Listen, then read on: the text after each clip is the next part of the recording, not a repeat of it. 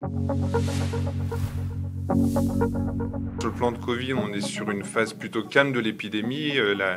La septième vague est en train de diminuer progressivement, mais franchement, on est sur des taux d'incidence autour de 150 nouveaux cas pour 100 000 habitants par semaine, avec un impact hospitalier qui est maintenant extrêmement minime. On a une douzaine de patients hospitalisés pour Covid. Donc clairement, le Covid ne nous pose plus de problème à l'heure actuelle, grâce à la vaccination essentiellement. Alors pour autant, on continue à prendre des mesures de précaution à l'hôpital. C'est important de le savoir. Il faut protéger nos patients qui sont fragiles. Donc on continue, comme vous le voyez, à porter le masque de manière systématique à l'hôpital pour les soignants et pour les visiteurs. Et on fait également des dépistages systématiques pour tous les patients hospitalisés pour vérifier qu'ils ne sont pas porteurs du Covid, afin qu'ils ne risquent pas de transmettre, notamment s'ils sont en chambre double aux patients d'à côté. Voilà, donc pas d'inquiétude pour l'instant sur le Covid, des précautions qu'on maintient à l'hôpital et puis bien sûr une incertitude avec la rentrée, l'automne qui arrive sur une éventuelle nouvelle vague qui pourrait arriver, même si on n'est pas trop inquiet pour l'instant puisqu'il n'y a pas de nouveaux variants d'inquiétude qui soient apparus dans les dernières semaines partout dans le monde. Voilà, alors là c'est un autre type d'épidémie totalement différent, puisque donc c'est un virus qui est apparu depuis maintenant plusieurs mois dans les pays européens, alors que c'était un virus qu'on connaissait plutôt en Afrique.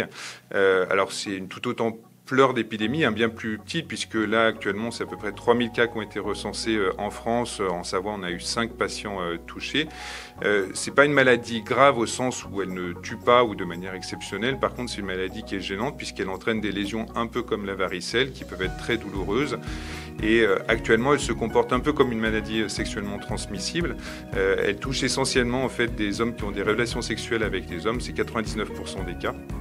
Et donc, il y a des mesures de précaution à prendre, bien sûr, pour les personnes concernées. Si elles ont des lésions, évidemment, se tenir isolées. Et puis surtout, on a accès maintenant à la vaccination.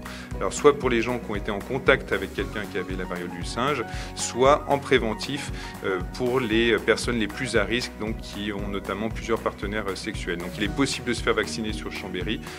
Il faut téléphoner au 04 79 96 51 31 pour prendre des rendez-vous. C'est un petit peu difficile d'avoir des places, mais tout le monde pourrait être vacciné dans les semaines qui viennent sans difficulté. Donc, il y a une alerte en effet sur un variant un peu particulier de méningocoque B. Donc cette bactérie, on la connaît de longue date. Elle peut donner dans des cas rares des méningites gravissimes.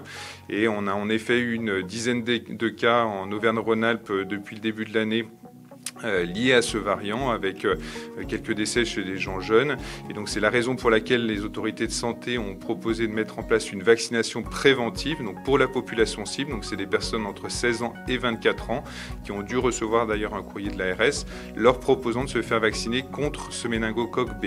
Alors certains d'entre elles ont déjà été vaccinés contre le méningocoque, puisqu'il existe en effet des vaccins contre les méningocoques, mais c'est contre le méningocoque C, Donc il y a une bactérie différente. Donc là, on parle bien de méningocoque B, et donc normalement, on n'est pas vacciné contre ce méningocoque. Et donc, c'est une injection à renouveler un mois plus tard pour se protéger contre cette bactérie. Alors, la probabilité de l'attraper est heureusement extrêmement faible, mais vu que c'est une infection qui est quand même potentiellement grave, on propose cette vaccination un peu large. Donc, il y a une information qui a été faite déjà dans les médias, par courrier, et puis à la rentrée, auprès de la population étudiante et lycéenne, cette information va être refaite. Et il est possible de se faire vacciner par son médecin traitant et éventuellement en médecine scolaire également, médecine universitaire à partir de la rentrée. Alors, c'est une maladie qui est vraiment aiguë, ce qui se développe en 24 heures. Généralement, on développe beaucoup de fièvre, des maux de tête, des vomissements, et on ne peut pas passer à côté. Les patients arrivent assez vite à l'hôpital. On fait le diagnostic avec une ponction lombaire, on analyse le liquide qui est autour du cerveau et on retrouve la bactérie. Et le traitement à ce moment-là, c'est des antibiotiques. Dans l'immense majorité des cas, heureusement, ça guérit très bien avec les antibiotiques sans séquelles. Mais il y a parfois des formes un peu fulminantes qui peuvent tuer quelqu'un en quelques heures. Donc c'est pour ça qu'on met en place cette vaccination préventive. C'est pour éviter ces cas qui sont gravissimes, même s'ils sont heureusement exceptionnels.